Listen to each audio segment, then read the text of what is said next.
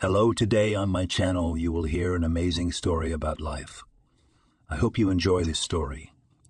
This one struck me to the core. Honestly, I still can't forget it. Enjoy watching. The sea breeze playfully fluttered the curtains of the wide-open windows in room 13 of the Albatross Hotel. The dark blue sky, which seemed unrealistically low, was studded with 1,000 stars. Cindy sat on the edge of the bed and stared out into the night's height and infinity, swallowing her tears and trying not to pay attention to the way her husband was struggling with the knot of his tie, pulling on a suit he'd hastily bought before a corporate party. And that these hysterics to me no longer arranged, he threw, frowning at his reflection in the mirror. Got it? Got it, Cindy sighed and sniffled. This was supposed to be their first family vacation, and it turned out Harvey was leaving her for a mistress.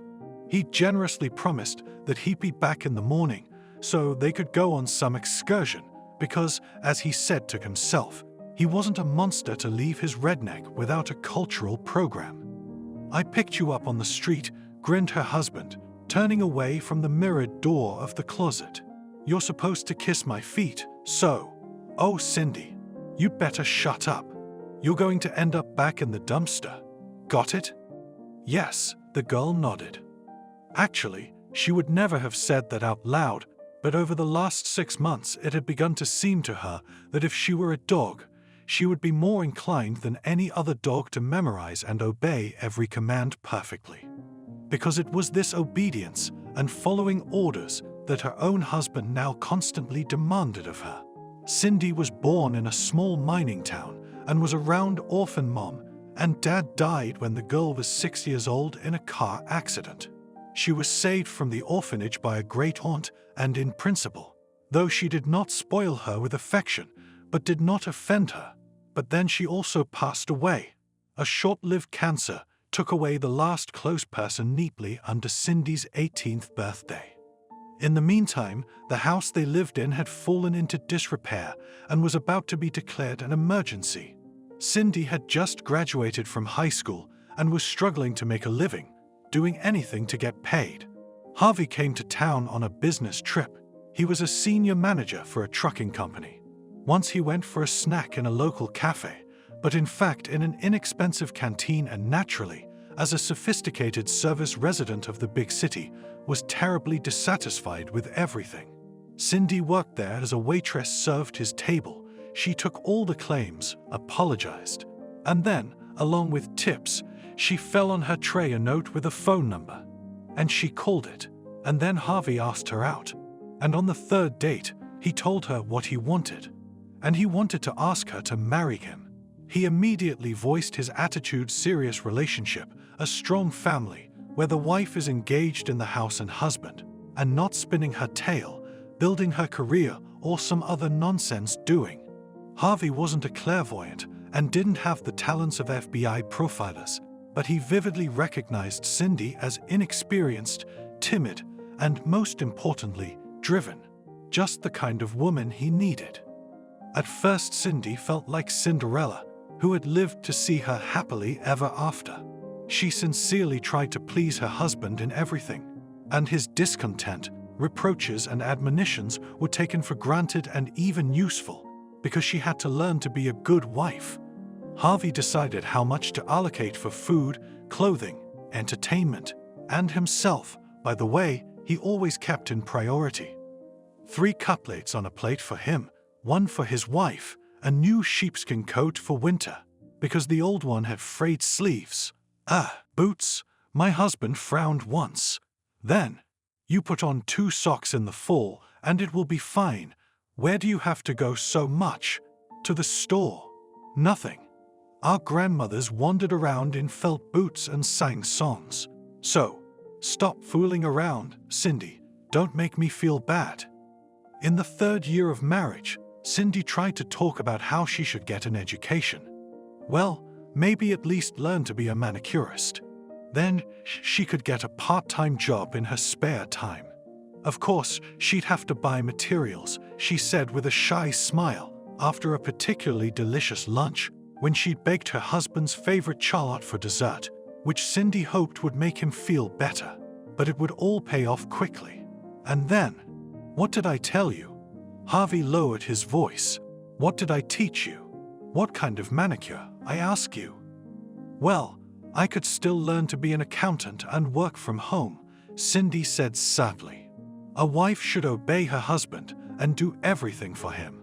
Harvey shouted and banged his fist on the table so hard that all the dishes clinked, as if they too had realized who was the master of the house and who was not to be crossed under any circumstances.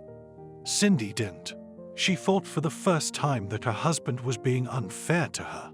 She couldn't understand what was wrong with her wanting to be able to earn money too. Things could happen. Maybe he'd lose his job, and while he was looking for a new one, her penny would come in handy. And then, Cindy was terribly afraid to admit it, but sometimes she wondered what would happen to her if one day Harvey fell out of love with her. What would she do then? She didn't even have a place to live in her hometown. They'd sold it as soon as they were married, and the proceeds went into the family budget. What did they buy with it? I think they upgraded Harvey's car and took in appliances. However, Cindy tried to chase such harmful and also ungrateful, stupid thoughts away from herself. After all, on the whole, their marriage was normal. Yes, that was the definition she most often thought of. And she also tried with the diligence of a lost traveler in the winter woods, trying to keep the fire burning, to do her part to make sure that nothing threatened the marriage from her side. Because Cindy loved Harvey after all. Yes, things had gotten complicated at times in their relationship. But how many other moments were there when it was enough for her to cuddle up to her husband in the evening, to take shelter under his strong arm, and the whole outside world seemed to disappear, to melt away. Only the two of them remained, and it seemed that all the difficulties were just vanity and trifles.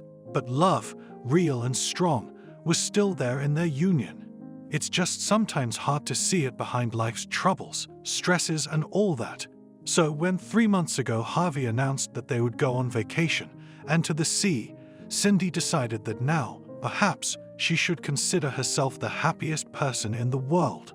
She wouldn't have dared to ask about it directly, but she thought it was Harvey's way of making amends for all that had gone wrong between them.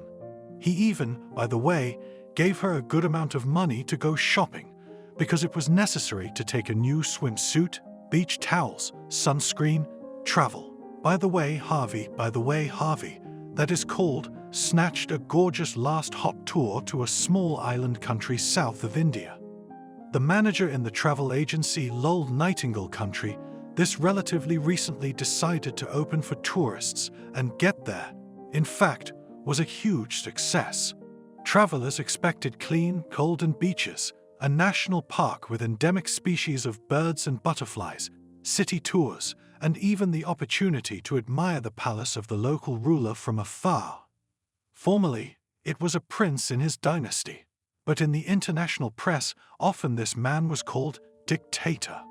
The main thing, of course, is to follow the rules, said the manager of the travel agency after the trip was sold. Local etiquette, you know. Yeah, Harvey said absent-mindedly, who had just gotten a text message from work, but not about work. Here, take a booklet. The manager smiled sweetly and handed out a mini magazine, which told all sorts of tempting things for tourists, plus gave the very recommendations on how not to get into a lot of trouble. The thing was that the code of laws of this country differed in some respects draconian rules. In particular, it was forbidden to take out local money because they depicted members of the royal family. It was also forbidden to take shells from local beaches as souvenirs. Harvey took the booklet and stuck it in his pocket later. At home, let his wife read it and enjoy it. Right now, he had more important things to worry about. For a whole month, Harvey had been having an affair with Sarah from the personnel department at work. She was a tidbit divorced, but not a single mother.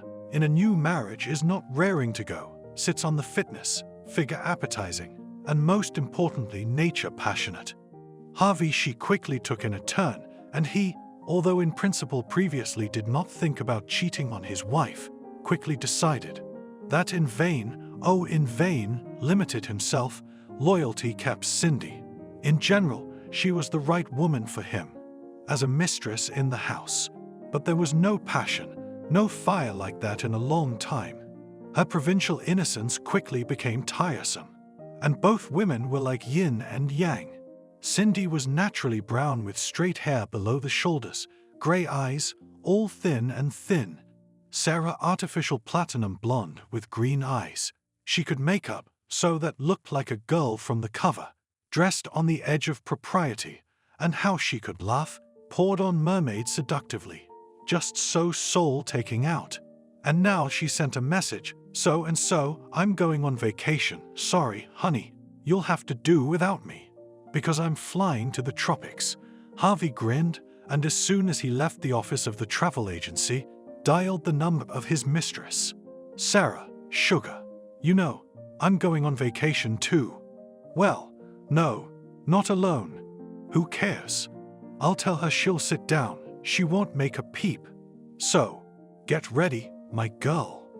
In general, Harvey was not going to cheat on vacation so quickly, he thought. The first couple of days really spend with his wife, and then as a dessert to the mistress. But in the evening, when he reached for Cindy, she suddenly turned away, saying that she was tired after the road, that she was nauseous because she'd eaten something wrong, that she had a headache. Harvey was in a different mood, and when he realized he couldn't get any affection from his wife, he just snapped, because he didn't understand. I mean, can't you just be patient? He feeds and drinks this fool. He brought her to the seaside, and she turns her nose up. Her head hurts, you see. So it's her own fault that he's leaving now. The time was 8 o'clock in the evening, and the day in these latitudes was ending unusually early and abruptly, replaced by a humid, stuffy night. Harvey snorted and went into the shower. Then he began to dress and even began to hum something under his nose. "Where are you going?" his wife asked. He looked at her and wrinkled his nose. She was pale, with bags under her eyes, wrapped under a blanket as if she were freezing, her face wrinkled with displeasure. "Go for a walk, or do you think I gave all this money to hang out with you?" "No, Cindy, you're not gonna ruin my vacation. You want to spend it in a hotel room. You're welcome, but don't whine to me afterward, you hear me?" Then Harvey reminded the girl where he'd picked her up from, and he slammed the door loudly and with all his might left the room. Cindy leaned back on the bed, buried herself in the pillows. She covered her eyes in the hope that she would doze off and sleep would ease her physical suffering. But what about her soul? It must have been half an hour. I couldn't fall asleep. From somewhere downstairs in the courtyard of the hotel, music and songs could be heard. Cindy squeezed her eyes shut and wiped away her tears, imagining her husband coming back in the morning, and her lying there like an abandoned, old and unnecessary thing. And he would come back, bringing another woman's scent, as if imprinted with the traces of someone else's caresses. Cindy had long ago guessed that Harvey had a mistress. She'd begun to suspect it almost a month ago. It was like a strange female instinct kicked in. The husband was different. It was so subtle and yet so obvious that it was impossible to put the change down to anything else. And now, while he was in the shower, she was quite bold and took his phone, and in the last messages with a contact labeled as accountant, Senior had explicitly stated that he was coming over, that they would go to a restaurant to eat shrimp, and then she would show him. There was a picture attached, but Cindy squeamishly threw the phone away. She was shaking.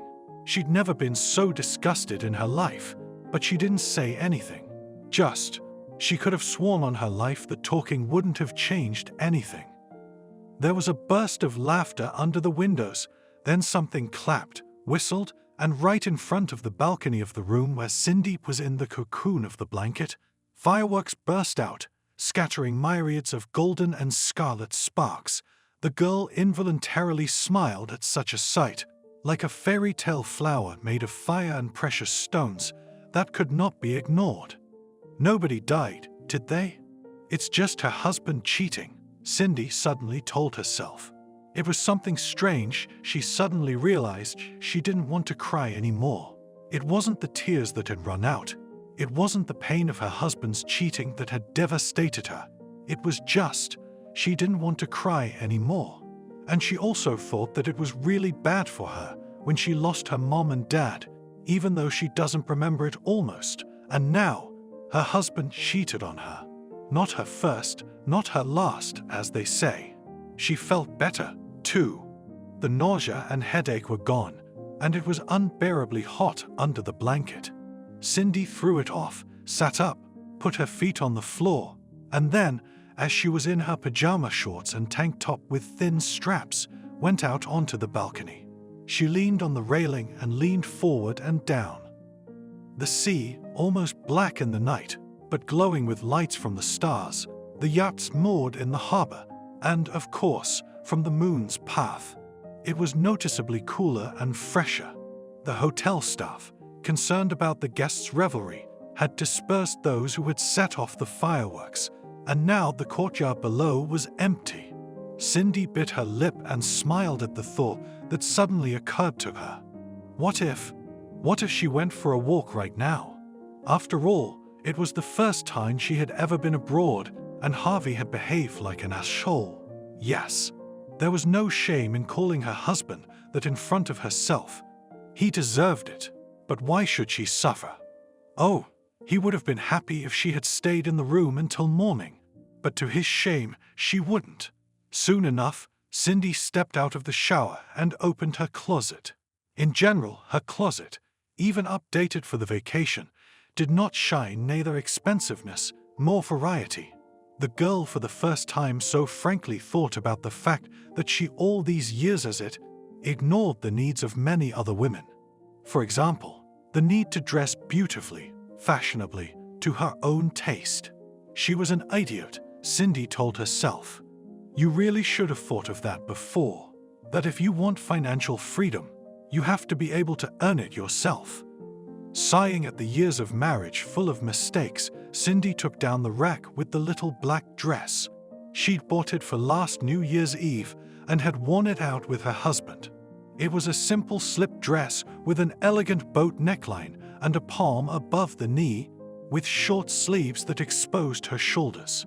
After changing her clothes, the girl took a little mascara, a smoky pencil for a short arrow on her upper eyelids, and a transparent cherry-colored gloss on her lips. Cindy didn't normally wear heels, but she was going out, so she wore black shoes with a thin stiletto heel and a silver strap around her ankle. There wasn't much cash in her purse because they were on vacation and Harvey had said that his wife was a fool and would get screwed over, so he would pay for everything himself. But she had some change, and Cindy hoped it would be enough for one cocktail. Non-alcoholic, of course. Cindy never drank anything stronger than kefir. By the way, she annoyed her husband because their couple at the same New Year's Eve parties became the object of jokes. Going down in the elevator to the hotel lobby, Cindy remembered that she had forgotten her phrasebook, but she hoped that for sure in the cafes and in general around many people probably speak English quite well. It was the second main language of the country after the local language, which was an intricately woven linguistic heritage of French, Portuguese, as well as local dialects that had been spoken in the area before European colonization. When we were just about to go on the trip, Cindy, by the way, told her husband that she knew English well at school. She had his in it, and then she was fond of it, purely for herself on the internet, studying with free materials. But Harvey put her in her place and said that she was a provincial fool and not to embarrass him there. He said that he himself would communicate with everyone he needed to, and in a phrasebook. Actually, Harvey didn't know English. More precisely, he knew, as Cindy was tacitly convinced, at the level of how do you do, and no more. Leaving the hotel lobby, Cindy followed the stone-paved path through an alley of tall shrubs. The white and lendenza pink flowers, which did not close even at night, exuded a sweet, candy-like fragrance. We're closed, miss. The waitress waved her hands guiltily as she greeted her late guest at the closed doors of the cafe, where Cindy had hoped to spend her time over a coconut cocktail she had selected from the menu, having browsed online while on her way here.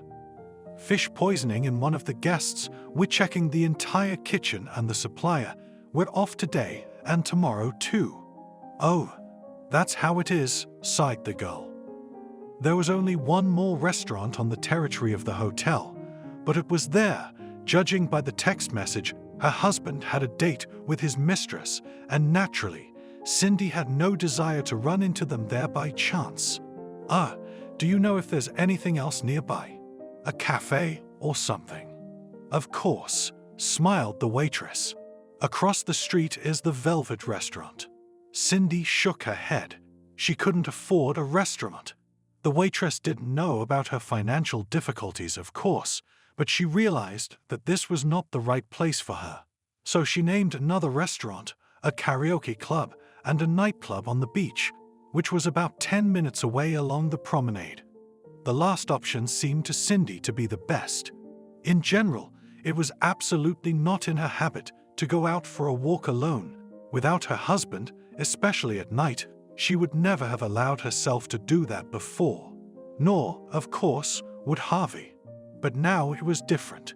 It was as if Cindy had received a golden ticket that allowed her to break the unwritten rules of behavior of a good wife. The entrance to the club was unexpectedly crowded. The security guard, a tall black guy, let people in without any hurry and turned some of them aside. The familiar word, face control, flashed through Cindy's mind, and she thought that against the background of the modeling data of the girls entering the club, she would definitely fail it. I didn't want to be embarrassed, but then the queue moved forward abruptly and a flock of young people poured into the club, and Cindy found herself right in front of the mighty guard. Good evening, she smiled guiltily and was about to turn around because, well, this club. The room bar has sodas and juice, but then a slender, gothic-looking brunette came out of the club and waved her hand. Cindy? Me. The girl jabbed her finger at herself. She was confused as to who could possibly know her. The name, of course, was pronounced a little garbled, but that was probably because the speaker was foreign. Cindy, where the hell have you been? Repeated the brunette, already irritably impatient. Let me through.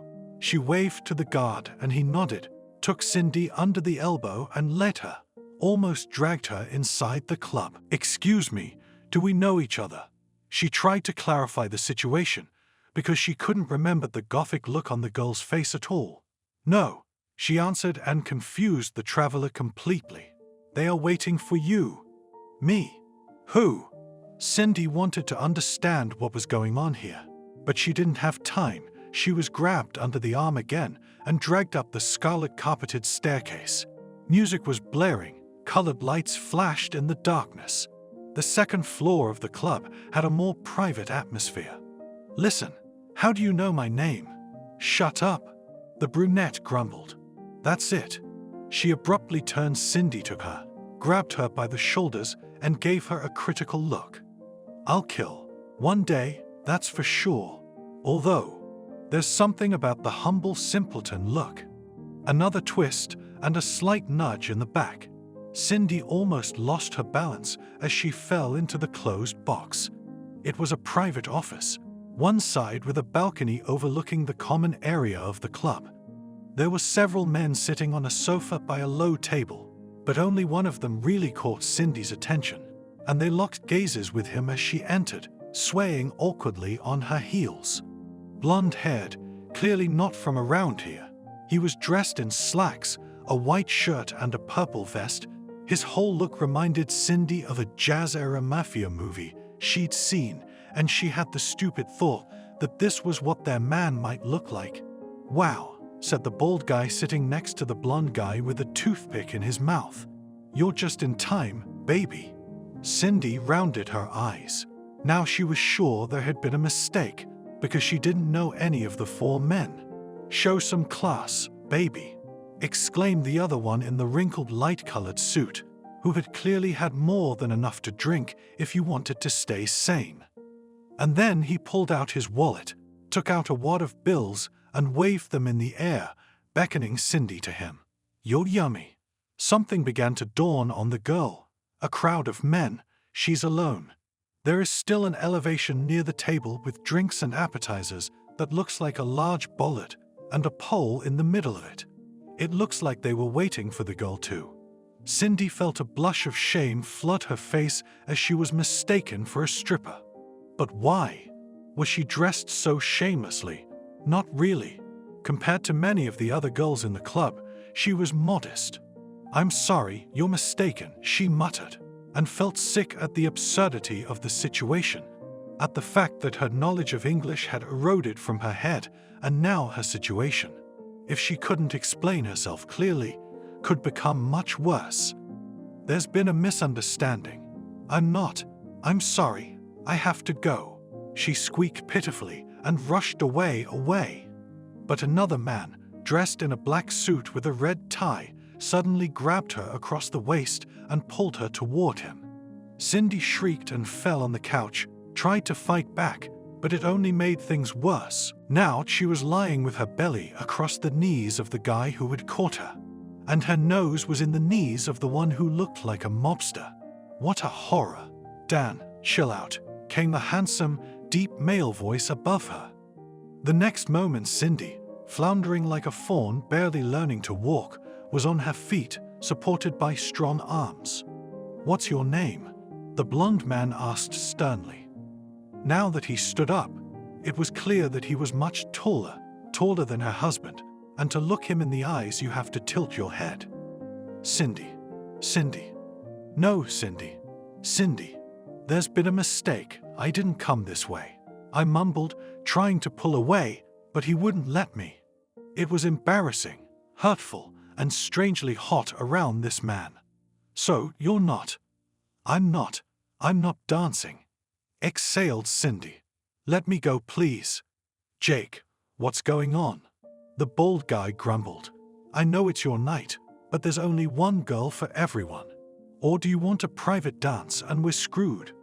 The blonde was about to answer something, but then in the VIP box entered a new-faced blonde with gorgeous forms in a tight scarlet, shiny dress and high platform shoes. "Boys, sorry we're late. Cindy will entertain you now. It's going to be hot," she chirped. "Cindy," the blonde turned to her. "Marco's dancer. Were you expecting someone else?" The blonde smiled, twirling a curl on her finger. "What's going on? Please let me go." Cindy was ready to cry. "Guys, have fun. I'll be right back." The man they called Jake waved to the men and led Cindy out of the VIP box. Behind the velvet drapes that closed behind them, a slow, sensual tune was played and cheers and whistles were heard. "Let me go at last," Cindy exclaimed. All right. Just calm down, okay?" The blonde raised his hands conciliatorily and even took a half step back. "What's wrong with you?" "Nothing." She folded her arms across her chest. She wanted to cover herself, not because she was cold, but to cover her shoulders, her neck, and all of herself from that piercing gaze. "If nothing had happened, you wouldn't be in this situation," Jake grinned. "It's just a name mix-up," the girl muttered. "Okay. Hey, where are you going?" When Cindy tried to sneak out again, now she was lying with her belly across the knees of the guy who had caught her, and her nose was in the knees of the one who looked like a mobster. What a horror! "Dan, chill out," came the handsome, deep male voice above her. The next moment Cindy, floundering like a fawn barely learning to walk, was on her feet, supported by strong arms. "What's your name?" the blonde man asked sternly. Now that he stood up, it was clear that he was much taller than her husband, and to look him in the eyes you have to tilt your head. "Cindy. No, Cindy. There's been a mistake. I didn't come this way," I mumbled, trying to pull away, but he wouldn't let me. It was embarrassing, hurtful, and strangely hot around this man. "So, you're not?" I'm not dancing, exhaled Cindy. Let me go, please. Jake, what's going on? The bald guy grumbled. I know it's your night, but there's only one girl for everyone. Or do you want a private dance and we're screwed? The blonde was about to answer something, but then in the VIP box entered a new-faced blonde with gorgeous forms in a tight scarlet, shiny dress and high platform shoes. Boys, sorry we're late. Cindy will entertain you now. It's going to be hot, she chirped. Cindy, the blonde turned to her. Marco's dancer? Were you expecting someone else? The blonde smiled, twirling a curl on her finger. What's going on? Please let me go. Cindy was ready to cry. Guys, have fun. I'll be right back. The man they called Jake waved to the men and led Cindy out of the VIP box. Behind the velvet drapes that closed behind them, a slow, sensual tune was played and cheers and whistles were heard. Let me go at last, Cindy exclaimed. All right. Just calm down, okay? The blonde raised his hands conciliatorily and even took a half step back. What's wrong with you? Nothing. She folded her arms across her chest. She wanted to cover herself, not because she was cold, but to cover her shoulders, her neck, and all of herself from that piercing gaze. If nothing had happened, you wouldn't be in this situation, Jake grinned. It's just a name mix-up, the girl muttered. Okay, hey, where are you going? When Cindy tried to sneak out again, actually, I just picked a normal place to have a little talk, Jake said, and I didn't mean to. So you're the kind of woman who won't let you pay for yourself. What about without the subtext? It's not a date, really? I'm sorry, but I wouldn't be flattered if a woman fainted in front of me. Bowing her head low, Cindy nodded and stomped over next to her. How embarrassing. No, she wasn't the type to pay for herself. If only because it had been a long time since she'd had her own money and her spouse had paid everywhere. She'd heard about this place, fancy, impossibly expensive, and tables booked almost ahead of time. Mr. Wilson, welcome. The receptionist rushed up to them. At last you have honored us with your attention again. You and your lovely companion. The receptionist gave a second-half bow to Cindy, and she gawked. I guess this Jake guy is famous around here. A table where it's quieter, the blonde man threw in. Yes, of course. Would you like a view of the harbor? Jake nodded. They were escorted to a table by the window. It was elegantly set with a fancy, ornate arrangement of live oil. He was born in Alaska. His father was a motorboat repairman, and his mother was a school nurse. Jake graduated from Harvard, becoming a lawyer specializing in international law. He began to build a career in one of the firms in New York, but then on vacation decided to visit these islands and just fell in love with the tropical flavor of local life. He decided to try to find a job here, and he found one. And now for 3 years he has been here, slowly combining, in fact, endless vacation and career. Sounds like a fairy tale, Cindy smiled. From the outside, Jake nodded. But in reality, sometimes I don't leave the office for a week. Today was my day off, and I blew it. Friends can wait, but a damsel in distress can't. I'm not a damsel in distress. Well, then what are we doing here? And by the way, what are you going to do next? We're flying back in 10 days. Do you have a good divorce lawyer? What? I didn't think. Cindy swallowed hard. About divorce. Do you love him? It was a very simple question, and yet unbearably difficult, and even more so when it came from a man she had met under such strange circumstances. It's very personal, Cindy replied. Thank you for buying me dinner. Will you let me walk you out? Cindy nodded. Can I have your number? Don't take this the wrong way, but I think we should still talk about everything. Cindy dictated the number. Everything she had experienced in the last couple of hours was starting to feel like a dream. Too many emotions and not the most pleasant ones. And then, suddenly, like in a movie, a mysterious stranger gives her a helping hand. Jake paid the bill and walked out of the restaurant. He led her to a car, and although Cindy didn't know the make of the car, she realized it was something very expensive. Said to bring it up from the club parking lot, he explained, opening the front passenger door in front of her. "Buckle up." He threw her a stern look, since Cindy didn't do it right away. The fine for not wearing a belt on a passenger is $2,000 plus 12 hours of community service. The passenger pays. The local government is very sensitive to safety issues, and all the deaths that have occurred on the island are believed to attract bad luck to these lands. So they warn them as best they can. Cindy hummed and hurried to buckle herself in. She was glad in her mind that Harvey wasn't going to rent a car here. He had a habit of not wearing his seatbelt and called his wife a coward if she remembered to do so. As they drove up to the hotel, Cindy thought about what would happen if her husband saw her with another man. She'd never given him any such reason until this evening. But when they'd said goodbye to Jake, when she'd gone up to her floor and entered the room, empty as expected, she suddenly realized that it would probably give her a prickly, vindictive pleasure. And then Cindy just wanted to sleep, the dense dinner, and the generally tired body, for which the long flight had only ended the previous morning. She fell asleep as soon as her head What? He gave her a strange look. "It's okay, don't start," and he shrugged his shoulders, dropping her hand. Cindy thought with irritation that her husband always managed to ruin every good thing they'd done that seemed to bring their family closer together. And then, involuntarily, it was as if someone had forced into her head the idea that a little trip to a tropical paradise with Jake would have been different. Lucky someone. Sighed Cindy silently about the blonde lover, which of course he already has. Well, all will appear soon. Such men do not stay on the beach for long. Finally, they returned to the beach.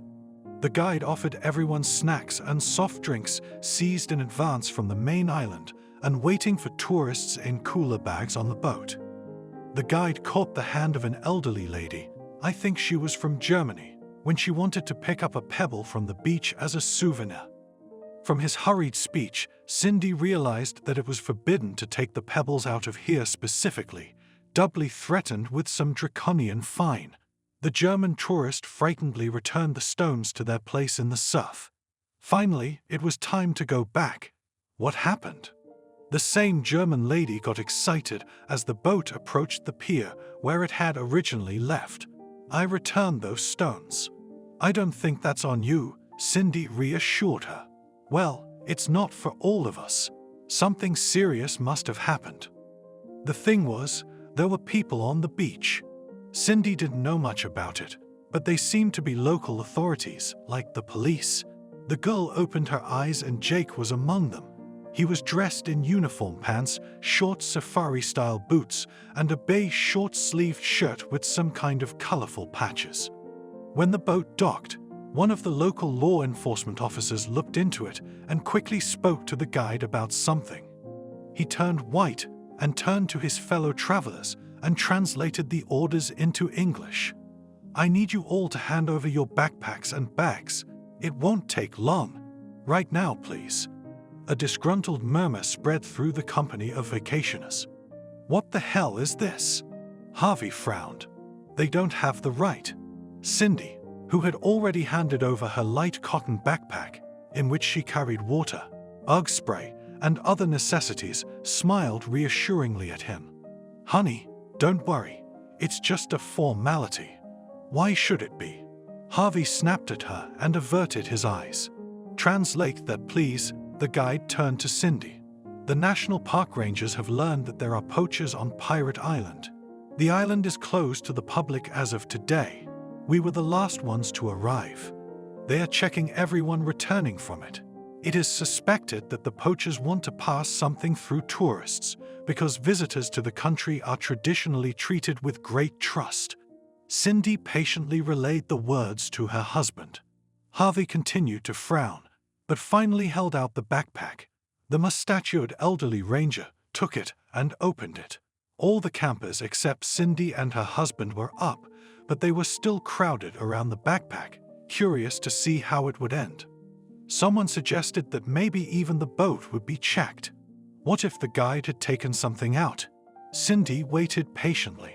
She was getting a headache again, either from the full blazing sun or from her husband. She didn't immediately realize what was happening next. Just suddenly, the ranger took out a box from her husband's backpack, then another one. He opened it and took out something small, like a toy. One of the tourists, who could see everything better, gasped. "Get out of the boat," the guide said quietly, and looked at Cindy and Harvey with horror, but also with reproach. "But what? I don't understand." The girl looked back at her spouse.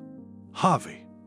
Mrs. Jake, who had been silent and standing to the side, suddenly turned to her. He was holding out his hand to her now, offering to help her to the shore, but his eyes were cold. Cindy accepted the outstretched hand. Harvey came up next. Now everything could be seen clearly. Some man dressed like a hospital doctor took what looked like a toy, felt it, and ordered another ranger to do something to a very young boy. He rushed to a nearby car and brought a suitcase with a cross on it. Cindy now realized what she was seeing was small, furry monkeys being pulled out of boxes. The tiny creatures were hanging in the hands of the ranger and veterinarian like rags. Cindy shuddered as to how these had gotten into her husband's backpack. Really? The vet was doing something to cover the animal's face with an oxygen mask, something to put into its mouth from a vial. Suddenly, the animal twitched and squeaked. The veterinarian gently intercepted the monkey and put it in the cage brought after the first animal aid suitcase. One of the tourists applauded the rescue of the animals, but in general, everyone was quiet. "Mister, you'll have to come with us," Jake said to Harvey. "It's not mine," he replied, his eyes rounding. "I don't know how it got there." "Mister, you have to come with us," Jake repeated with pressure and turned to Cindy. "Translate to this man, Mrs., that we just want to get to the bottom of this." Cindy spent the next few hours, after her husband, of course, had to get into the ranger's car and drive to their office, in a fog. She didn't see Harvey, who was talking to him, in a separate room somewhere. And she was sitting in what appeared to be the reception area. And she couldn't accept reality.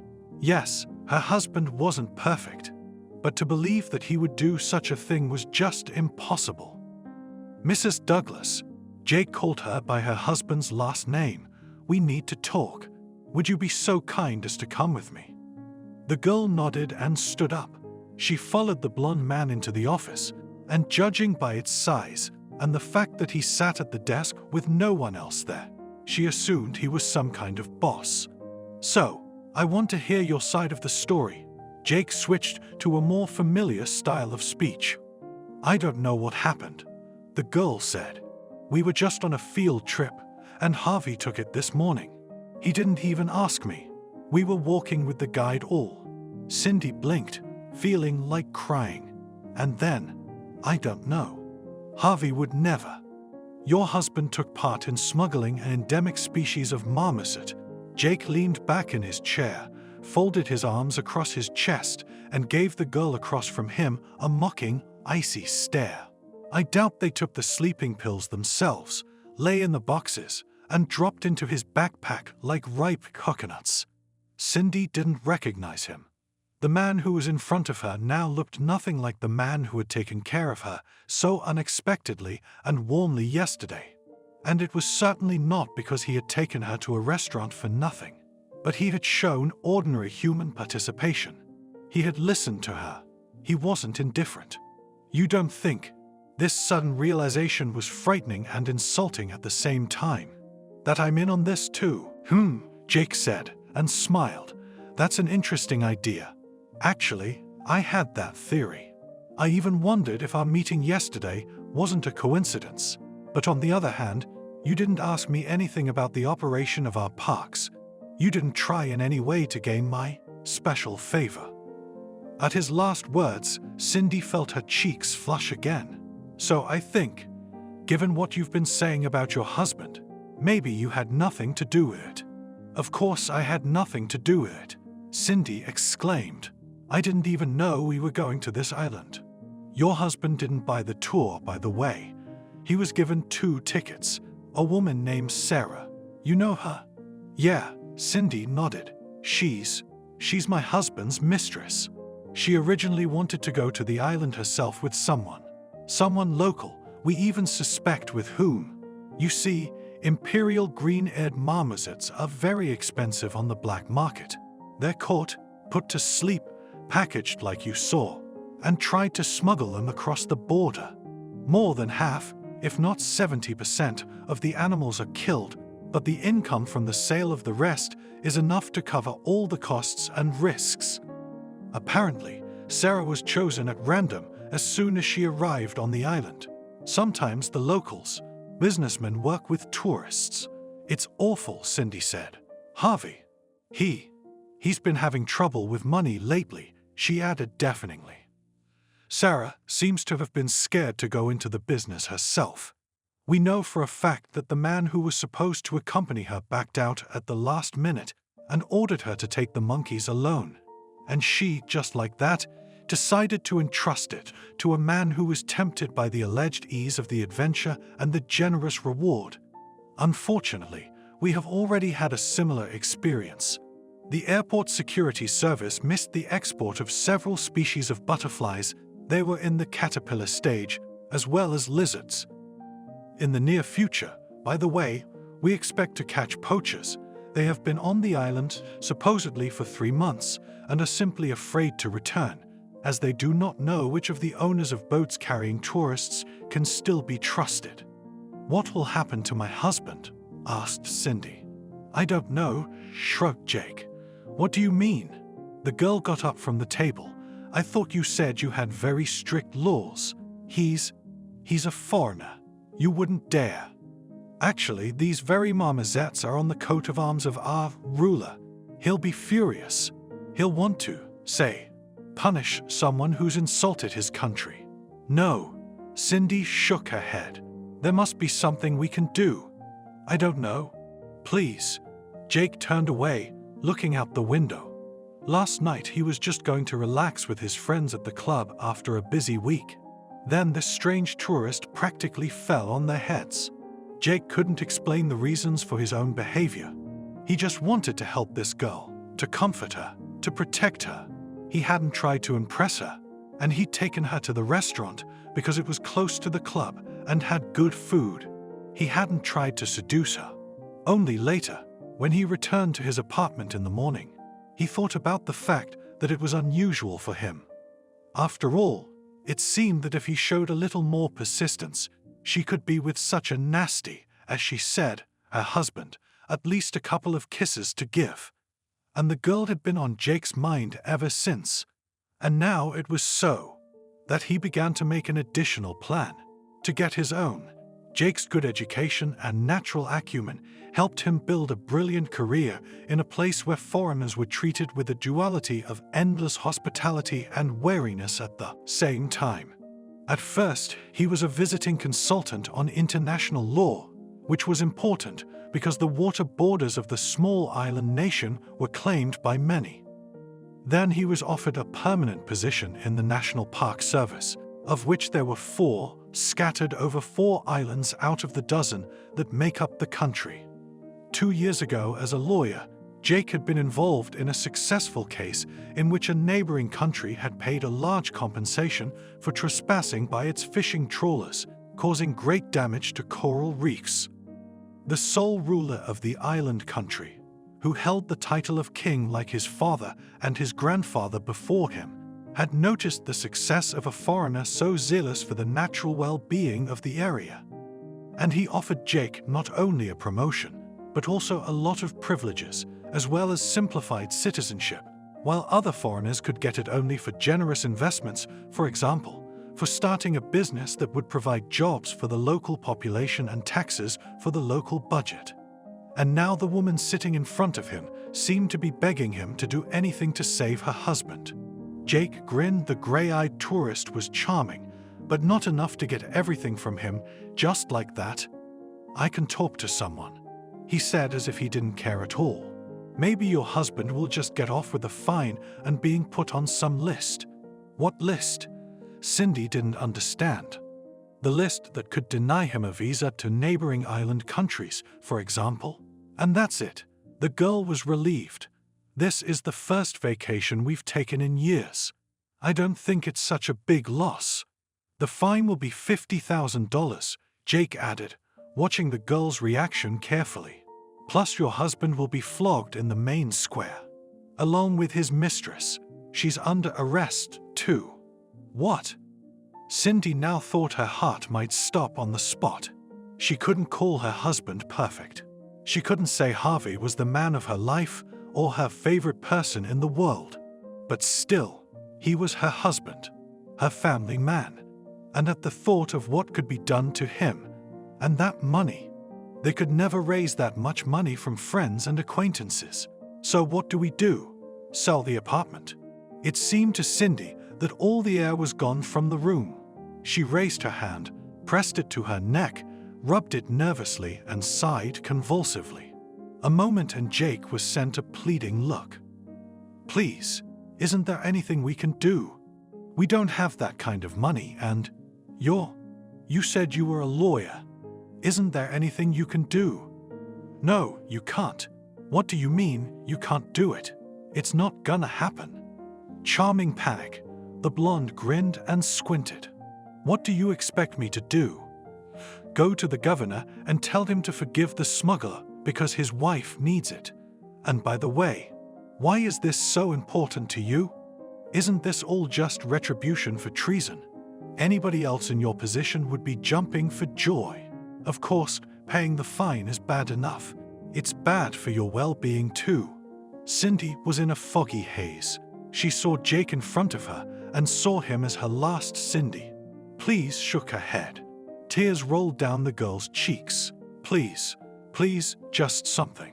I want to see my husband. Don't I have the right to do that?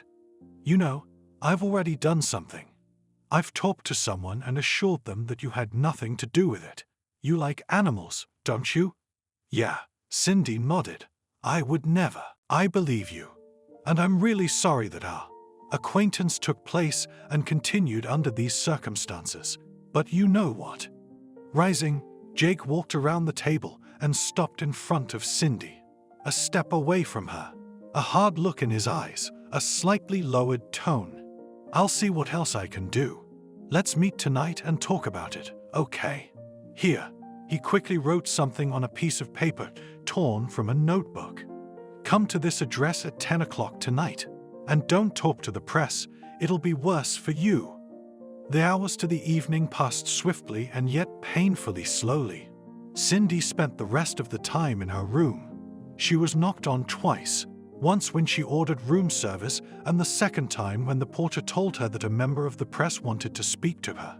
But she naturally refused. In the evening, Cindy called a cab and gave her an address.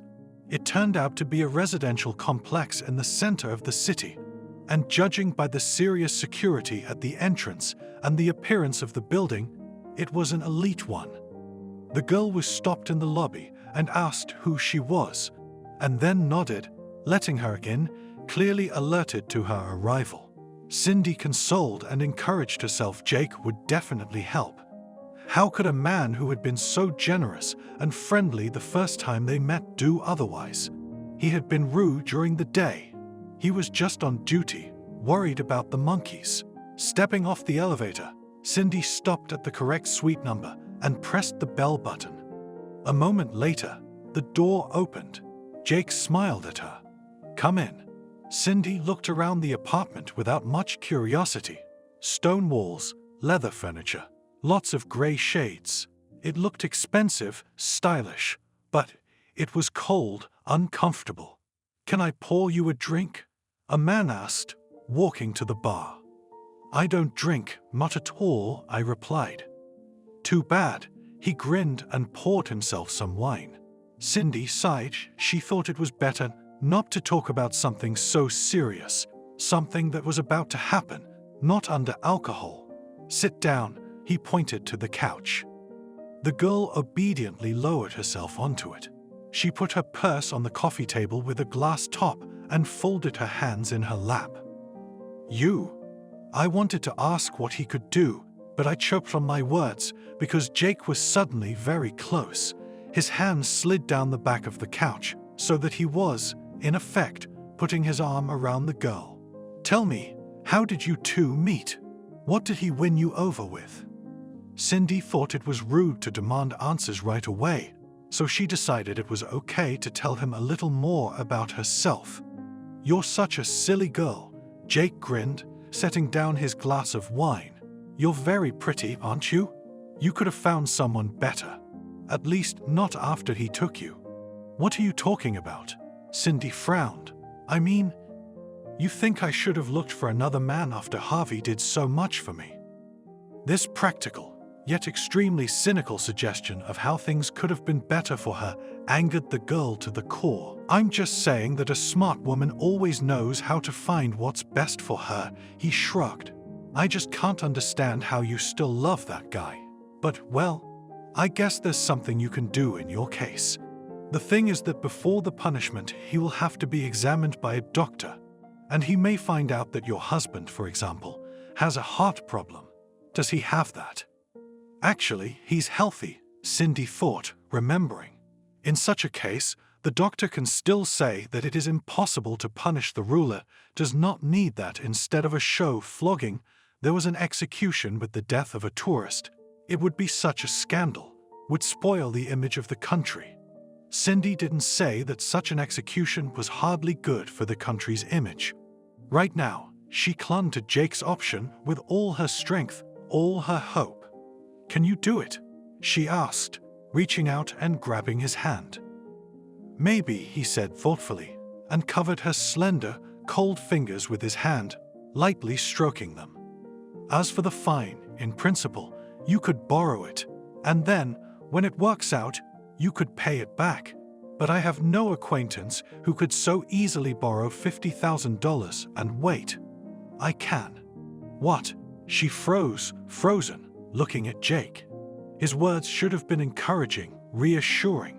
But along with that, Cindy began to realize something, or rather, she began to have some suspicions. Jake was so close. He had met her here at his place and late last night. The only question was, he was so close that she could feel his hot breath on her face. What are you willing to do to save your husband? Cindy felt like she'd been split in two. One was horrified at what an abomination, what a dirty deal she was being offered. But on the other side of the scale was her Harvey. And the other part of the girl, the more subconscious part, was crushed by the bitter realization that behind the attractive mask of this man was just a monster. Just a low man who had found a way to satisfy his desires no matter what. Against all odds, Cindy exhaled and moved forward, drawing Jake into the kiss. This night she tried not to meet his gaze because it hurt too much. This night she was just doing everything she could to save her husband. And she hoped she wouldn't be deceived. A week later it was reported that 2 poachers had been captured on Pirate Island. In all those days, Cindy met with Jake many times, and not just for small talk. "Excuse me, Cindy Douglas?" A voice behind her made her flinch. Cindy was out for a stroll, just to walk the streets, maybe sit on the beach for a while. She was unfamiliar with this woman in her 40s, short haircut, red-haired, light scarf over her head, eyes hidden behind dark glasses as if to protect her from the sun. But for some reason it seemed to be a kind of disguise. "You don't know me," the stranger smiled. "My name is Anna Colon. I'm a journalist." "Oh no." Cindy waved her arms and not very politely, elbowed her way out of the crowd at the souvenir shop. "No interviews." "No, you misunderstood me." A member of the press came rushing after her. "I'm sorry for scaring you. I'm not here to question you about what happened to your husband. I want to help. I don't think you can help me." "You never know." Anna looked around. "Why don't we sit down? We really need to talk. I need to warn you about Jake." The mention of the man who essentially held her husband's fate in his hands made Cindy give up running. The girl tensed up, looked around too, not realizing anyone might be following them. She finally agreed. They sat down at a plastic table in a simple cafe, ordered a glass of lemonade. "So, what do you want?" Cindy said, tapping her sneaker nervously on the sidewalk. "I know you've been seeing Jake Wilson lately. He's working on a case my husband's involved in. You've been meeting informally. You go to his house. Is that how Rangers do business now?" Cindy, flushed with shame, turned away. "It's none of your business. Jake Wilson is one of the most corrupt officials in this city and this country. He skims the cream off everything he can get his hands on. He's got the power, and he's good at pulling the strings." "I don't know what you're talking about." Cindy wanted to jump up, put her hands over her ears and run away. She'd already realized that Jake wasn't one of the good guys, but actually, she didn't care what was going on, just as long as she could get Harvey out, just as long as she could get home. As far as the universe was concerned, she'd never go on another trip overseas again in her life. "You are in a difficult situation, and it is not for me to judge a woman who is trying to save her husband," Anna said. "All I know is that this could end badly. Are you sure Jake will keep his promises?" "I'm not." Anna was having trouble breathing again. She drained the glass of lemonade, but she felt neither the taste nor the refreshing satisfaction. "I don't know. I want to save my husband. What about having, shall we say, a backup? A leverage against a man who, you realize, doesn't have a penny of conscience? Wouldn't you like to help other people?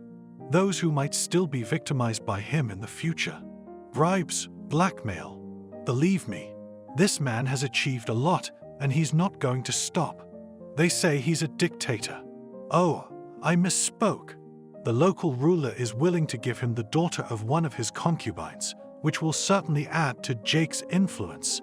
But we, you and I, can stop it all." "I don't understand you." Cindy shook her head. She could believe what she was hearing, but the journalist's confidence that they could change everything seemed absurd. What could two women, and even foreigners, do here? Anna just held it out to her, showing her an ID card from some French magazine. "Just listen to me," Anna said.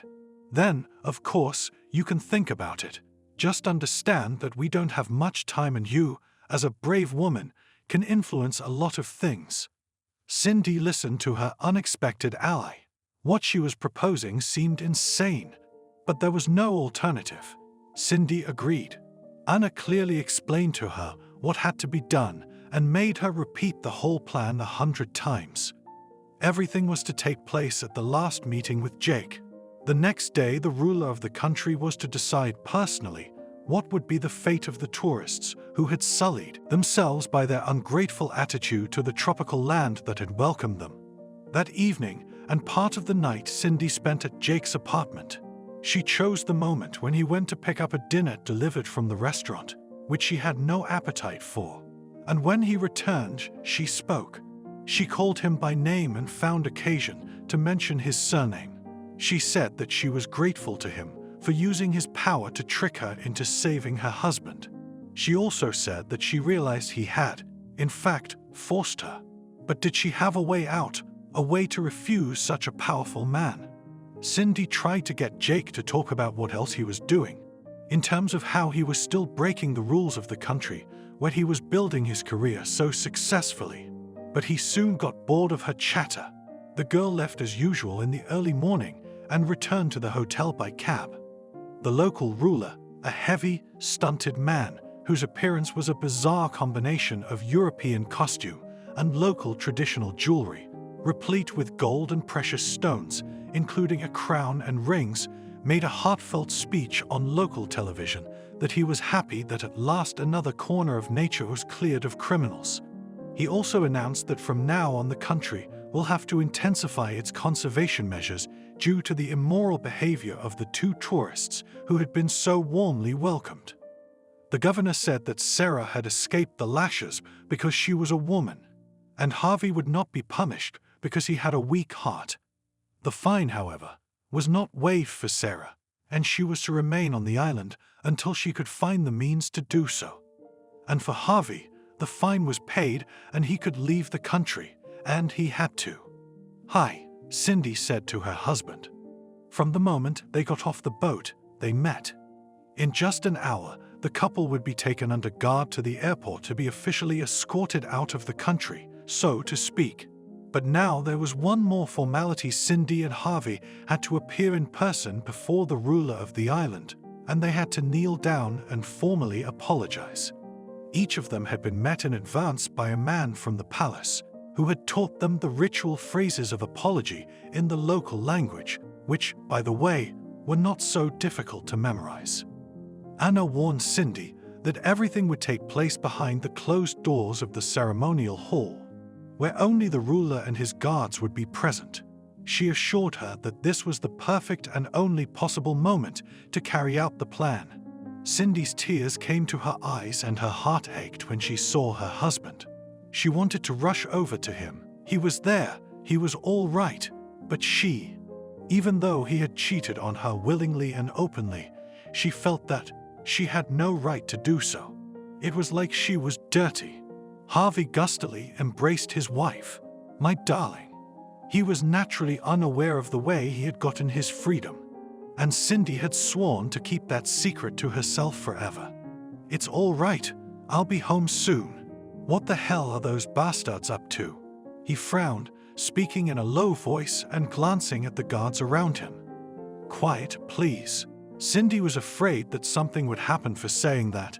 "Please, just say what you've memorized." Finally, the tall gilded doors swung open before them.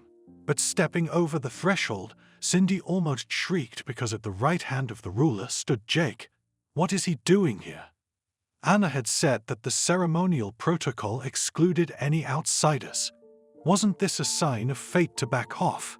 But when she looked at Jake's face and saw the sneer on it, the contempt for her husband, and probably for her as well, she changed her mind. No, she would do it right, and then watch some more as he would be so strong and all-powerful. Cindy hadn't thought about what the ruler would do to a man who, in fact, for his own purposes, took dirty advantage of power and trust. But it would definitely be something bad, and she didn't feel sorry for Jake, not one bit. She and her husband walked to the throne and knelt before it. They lowered their heads and said a few phrases. Yes, it was a little clumsy, but foreigners are forgiven. Now they were supposed to stand up and walk out without looking up. Cindy took a deep breath. It was time. It was now or never. "Your Majesty, pardon me and let me speak." The guards reacted instantly, alerted and surrounded in a tight ring.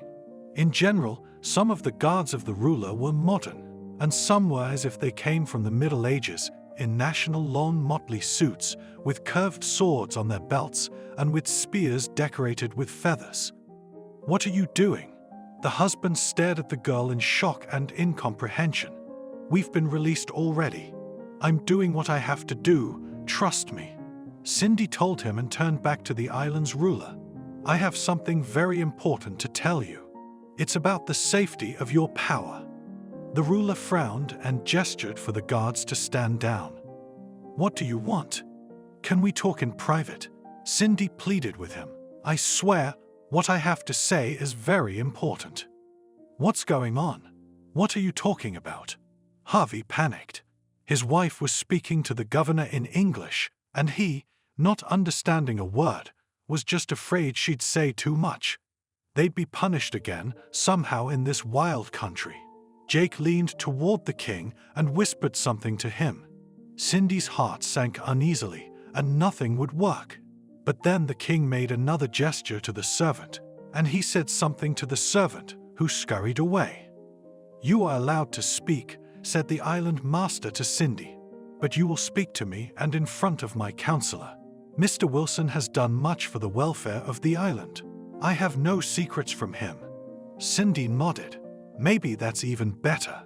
He wouldn't understand a word of it, of course, but she could explain it to him later. And in general, she would be able to tell only part of the truth. Another person came into the room, a woman in a purple suit. You will speak in front of your husband.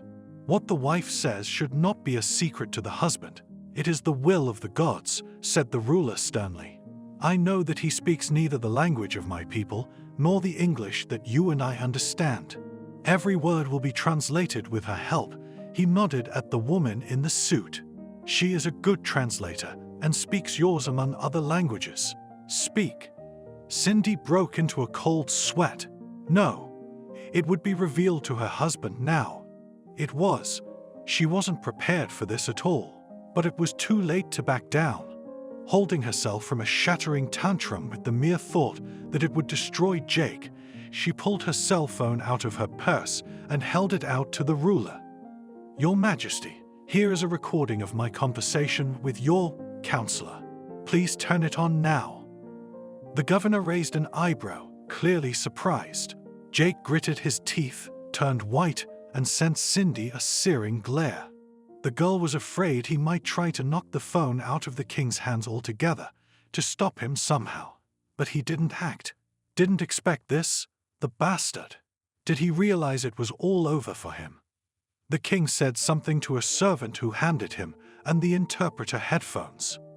Cindy understood why he wanted to listen in the original, and the guest specialist needed them to do simultaneous translation for her husband without interrupting one sound. What a nightmare. Harvey was about to open his mouth to demand an explanation, but then he just listened. Cindy wasn't looking at anyone. She was staring at the floor. It was unbearable.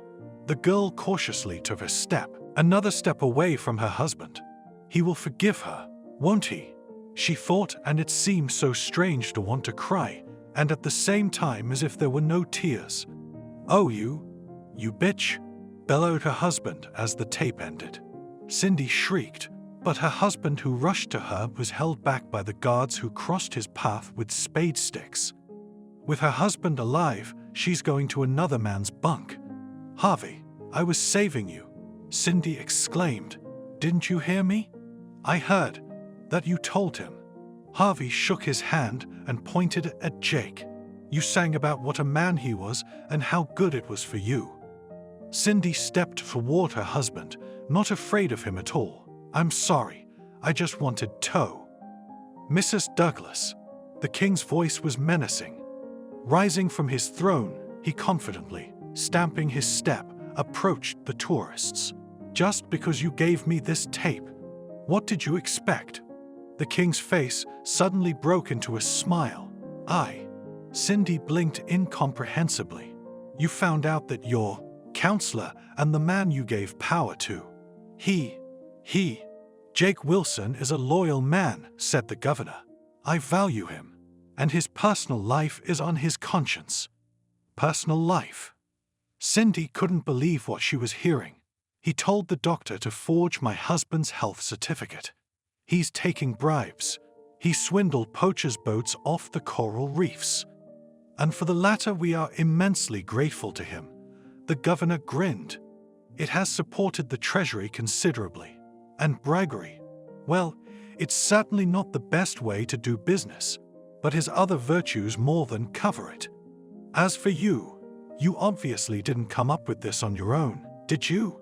Not long ago, you were seen with a hotshot journalist, Anna Colon. I suppose it was her idea. It's all right. The secret police are already on it. You're the king. You're supposed to protect justice. They call you the leopard in gold, the 1,000-year guardian of the island. Cindy couldn't believe it was real. You foreigners are so fond of prying. The king shook his head.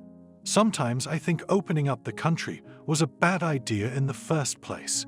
But you, Mrs. Douglas, are forgiven. Jake has some sympathy for you, and so I forgive your impertinence. As for you, the governor approached the counselor and gave him a friendly pat on the shoulder. You should be more careful. Perhaps marriage will be good for you. And deal with Anna. She and her colleagues have too much to offer. I'd bow to your will, my king. Jake bowed. He stepped down from the throne and approached Cindy. I thought you were smarter than that. Were we so bad together that you decided to betray us? Perhaps, He suddenly grasped her chin with one hand and her waist with the other and pulled her toward him. "Your husband doesn't think you're a fool for nothing." When he said that, he kissed her lips. Farewell, passionate, even desperate, but without a shadow of tenderness. He let her go. "Escort these tourists to the airport and be polite. We respect visitors to the island, even if they don't pay us the same," Jake said. Cindy walked out of the palace as if in a fog. She was not well aware of what was going on around her. The car she and her husband sat in the back seat, but they didn't even look at each other. The airport. Here, they began to stare at them. Journalists clicked cameras. The accompanying guards hurriedly took the spouses to one of the luxury lounges until the time of their departure, freed from outsiders. Finally, boarding was announced. "Harvey." Cindy turned to her husband as the plane gained altitude and the islands and ocean began to look like a blurred watercolor. Her husband didn't answer. He turned away toward the aisle between the seats. In the past, when they fought, Harvey usually talked a lot. Then he would just walk away, as he explained once, to get some air. But never had he been so silent. "Can I have a glass of juice?" "Apple, if you have it," Cindy asked the stewardess, who had just shown up at their row with a table on wheels. "Yes, please. How was your vacation?" Tropical islands are unforgettable, aren't they? With a sincere smile, designed to prolong the aftertaste of a marvelous tourist trip, the stewardess turned to her, filling a glass and handing her a drink. "Yes, it's one you won't forget," Cindy replied. There must have been something in her gaze, after which the stewardess somehow got cold feet and realized that it was not necessary to get involved with people who had problems. The plane landed for a connection in London, then flew home. At the airport of her hometown, Cindy was worried about how quickly the news about what had happened could become known to her family. In general, of course, all they can find out is that Harvey was caught as a smuggler, nothing more. But they'll know for sure, even if it doesn't make it on TV. The story could be revealed on the internet. Plus, Sarah is left on the islands and unfortunately, she and their family have mutual acquaintances. "Harvey, we need to talk," Cindy ventured once more to her own man. "There's nothing to talk about," he muttered. "Leave me alone." He waved her off. "We live as we used to live." But living as before, of course, did not work out. Harvey's colleagues at work were the first to know about it, because Sarah never came back from vacation. The fuss began. Almost immediately, all of the Douglas entourage learned about what Harvey had done. His parents had a heart condition, and it was all true. Cindy, no matter how she felt about her husband, had been on good terms with his father and mother during their marriage and sympathized with them sincerely. Naturally, she and her husband had questions about how they got out. Cindy stubbornly repeated yes, her husband had health problems. Yes, the fine was paid by local charitable organizations, but they asked not to be identified so they wouldn't be flooded with requests. It was about 2 weeks after her return when it became known that Sarah had paid about a third of the fine and was finally released from the island with the obligation to continue paying. She was fired from her job, and although the chief told everyone that she had simply stopped coping with her duties, his true opinion was also known. He didn't want to have a person on his staff who was involved in such a serious illegal case. Cindy and Harvey hardly spoke. All their communication was limited to the essentials. They no longer slept together. Her husband began to make his own bed in the hall. Cindy tried several more times to talk to him about everything that had happened. After all, it couldn't go on like this forever. But he waved it off, said he had to think. And then, 3 months after his return, he simply said he was filing for divorce. "I can't do this," he said, looking into Cindy's eyes. "You know, I can't do it. Yeah, I cheated on you myself. It's like I'm crazy. But you, and I was just trying to save you." The girl grinned bitterly. "And still, you shouldn't have done that. You betrayed me by lying with someone else." Her husband threw angrily. "Pack your things. Rent an apartment for yourself or something. We do not share property is not much, only the savings account. I'm a fool. I should have kept the money with my parents. I'm not asking for anything, Cindy replied. I'm not offering you anything, Harvey said. There's not much there anyway. Enough to get you back to your hole. Or are you going to stay here in town? You'll find someone. You're experienced now. Did you really like it with him that much? Cindy's hand flew up and landed on the man's cheek. Harvey groaned and stared at her incomprehensibly. There had been a lot of bad blood between the couple, but he'd never laid a hand on his wife. Don't you ever talk to me like that again, Cindy said. She was calm outwardly, and inwardly. She was no longer tormented by the pain of betrayal or resentment or anything. It was as if everything inside had burned out. And what I will do, how to live on is not your concern. When the divorce was finalized, the girl packed her things. It turned out there wasn't much of it.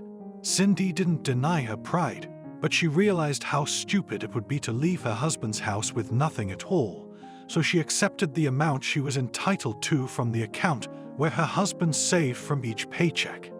In addition, Cindy realized it was a fair, albeit insufficient, compensation for agreeing to sell her own apartment early in the marriage.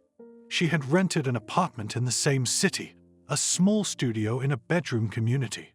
Few mutual acquaintances understood this breakup, because before that they seemed to be a perfect couple. Many former mutual friends stopped talking to Cindy, and she was not surprised because they had considered her a shadow for so long, a kind of an appendix to Harvey. The amount in the account was enough to live without worrying about finding an income for about 4 or 5 months. But Cindy decided that it was more reasonable to save more money. Naturally, her lack of education and work experience didn't make her attractive at job interviews. And a couple of places pointed her out the door after the HR department asked her how her family's reputation was. No priors. Cindy was confused. She answered honestly yes, there was a story with the ex-husband. I'm sorry, said Cindy, squeamishly, to the human resources manager at the store where she was applying for a sales job. But we don't need that kind of people. This is a decent place. But eventually she got a job in a small bakery near her home. And on weekends she began to attend courses to become, as she had wanted once, now it seemed 100 years ago, a master of nail service. The new craft was not easy, but a year later, Cindy was already working in a salon and had her own regular clients who appreciated her signature style of nail design. But the girl was not discouraged. For the first time she felt so free. She tried not to think about her past. Sometimes she even thought that it would not be bad, as it happens in the movies, to get amnesia. Then, perhaps, the nightmares would stop tormenting her, in which Cindy dreamed of a jungle in flames, from which she had to rescue herself and carry a whole bunch of marmoset monkeys. "My me soon to the sea will take me to the sea," once shared with her joy one of the clients. "Anniversary we have a daughter, there, went to the institute. Well, decided to treat themselves." And then the client named the very islands where Cindy had been. The girl shuddered and almost ruined the client's nail painting. "And you were there." She didn't even notice the change of mood of the masters, so immersed in her own anticipation of the vacation. "Yes, once," Cindy smiled politely. "How was it?" The client fidgeted impatiently. "They say it's magical, and a real king rules there. It's exotic. I wish I could see everything up close. Believe me, not everything is as beautiful as it seems," sighed Cindy. "Well," the client sighed and pouted. "You're just saying that because you probably got a bad tour operator and the wrong hotel." Another year and a half passed. Cindy was making great progress. Gradually, she began to understand not only how to care for her nails, but also how to perfectly care for the skin on her hands and rejuvenate it. Salon owner Sabrina took notice of the hard-working, talented employee. And one day, she called Cindy in for a serious talk. It turned out that she was going to open a second salon, and needed an administrator. It was a bright prospect. Cindy only feared that her husband's past might get in the way. So she told her honestly that Harvey had been involved in poaching on a remote island, but she hadn't been personally accused of anything. "I don't care about that," Sabrina said. "You're very talented. I don't care what your ex-husband was up to." After her new position, Cindy's life changed for the better, and soon she decided to take out a mortgage and move out of her rented apartment. Now, if the weather was nice, she liked to go out on the balcony of her new little apartment and have a cup of coffee, watching the dawn splendidly coloring the city that was just beginning to awaken. "Have you forgotten your husband?" A former relative, whom Cindy called periodically, once asked her. "What are you talking about? We've been strangers for a long time." "It's just that," the relative mumbled, but then she continued. "Harvey and I got together. He fell in love, and she tricked him. Well, she tricked him for money. He got depressed. They broke up, and he keeps thinking about you. He says you are special, and he didn't appreciate you. Anyway, maybe you should try again, after all these years of marriage." "No," Cindy said. "We're never gonna be together again. And we probably never should have gotten together in the first place." "You're weird," the relative ranted. "Harvey's a great guy. Hardworking, no bad habits. He won't be alone for long, you know." "You know," Cindy sighed. "I gotta go. I've got things to do," and she hung up. She had no doubt in her mind that there was no future with Harvey. Cindy also sometimes feared that she wouldn't have a life at all, but then she consoled herself that she could live without it because she was doing so well. She's got a job she loves, an apartment of her own. She's strong and independent, just like she dreamed. "Come back to us again. You are our most frequent customer," smiled Cindy at the slender blonde who was just getting up from her chair, admiring her new scarlet manicure. "You're the best," smiled back at Ariana. "Tony will be shocked. He says I'm too bright, like a butterfly." Cindy sighed. Ariana was only talking about it, Dinka. She seemed to be very happy. "When you marry your treasure, for the wedding look only to us." She winked at the girl. "What?" Ariana rounded her eyes. "Wow, you thought Tony was my boyfriend, didn't you?" "No," asked Cindy cautiously. "Oh, you probably thought that because I talk about him all the time," laughed Ariana. "No, Tony is my big brother. And that's even better than a boyfriend," said Cindy. "A boyfriend can leave, but a brother will always be." "That he is. He promised he'd pick him up and that we'd go to the zoo together." Ariana picked up her purse, paid quickly, and raced to the entrance of the salon, where a tall brunette man of about 35 years old had just appeared. "What, a new look again?" He gently hugged his little sister. "Do they feed you cakes with bonuses that you come here all the time?"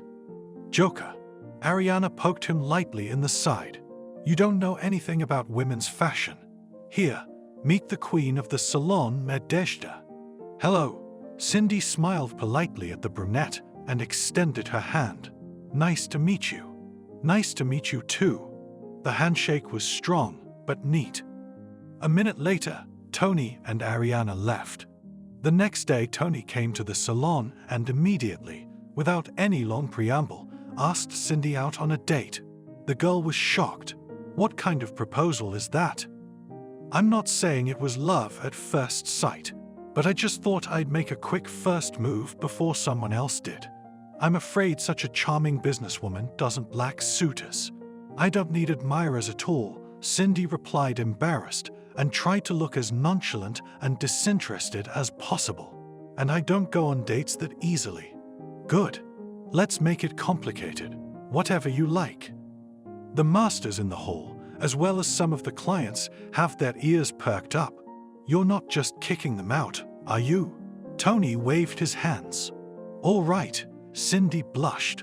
"I'll buy you a cup of coffee. There's a place near here." And as it happened, the first date was followed by a second, and then another, and another, and another. Tony wasn't trying to wow Cindy or impress her, although he had opportunities. The guy owned a couple of auto repair shops. They just met somewhere for a cup of tea or coffee to talk about everything. Sometimes they went for a walk in the park. Once they visited a skating rink and an art gallery. It turned out that they had many common interests. Looking back later, Cindy could not understand at what point it turned from an innocent infatuation into a romance.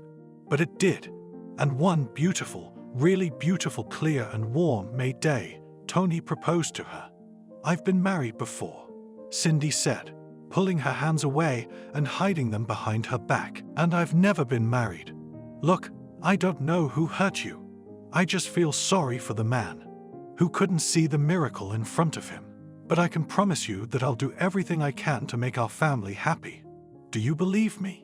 Cindy realized that this was a turning point in her life. She could keep looking back on the past, let it rule her, or she could just push it away, lock it behind doors, and throw the key to them in her imagination far, far away into the ocean. She stopped hiding her hands behind her back. She stepped closer to Tony. She looked into his eyes. "I believe you. I want us to have a family. I want us to spend every day together. And I'll do my best to make us happy too. And if one day we have a hard time, we'll support and understand each other, won't we? Right?" Tony smiled and kissed her tenderly. They were standing in the park, and the trees, dressed in spring blossoms, were dropping petals on them under the gusts of light wind. Thank you for watching this video to the end. Subscribe to the channel. Like it, write comments if you like the story, and see you on the channel.